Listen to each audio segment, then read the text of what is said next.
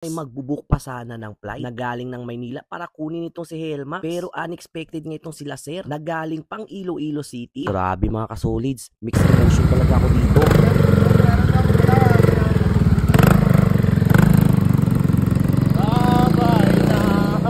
Kakalungkot lang talagang isipin na yung pinakamamahal kong motor ay magpapaalam na sa akin.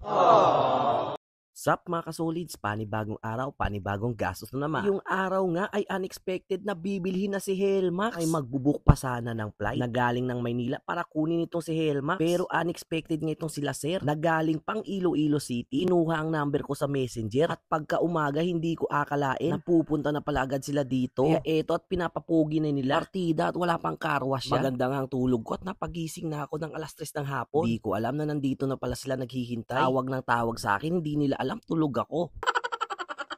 Kaya nung pagising ko ay dami ng miss call. Yun na pala ay sila bossing na pala yun. Excited na nga at lininisan na kasi ira-ride nila ito papuntang Iloilo. Nagpapasalamat naman ako na mabilis kausap itong sila bossing kasi pag hindi, sayang talagang punta nila dito.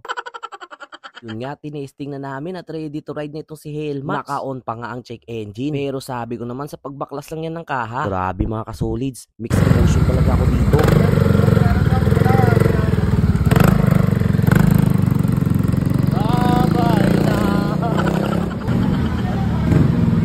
Kakalungkot lang talagang isipin na yung pinakamamahal kong motor ay magpapaalam na sa akin.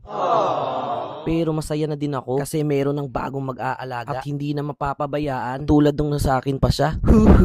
Ayun nga at parang may nagsisqueak. Yun pala ay kulang ang bolt ng sensor disc. Kaya linagyan namin at tinestream na nila bossing. Sariwang sariwa, 6K ang odo niyan. Ito na nga ang final na oras na kasama ko itong si Helmax. Sana nga ay alagaan kang mabuti ng iyong bagong amo. Kakalungkot naman pero kailangan na niya ng bagong may-ari. O yun na muna, kita-kits tayo sa susunod na next time ha.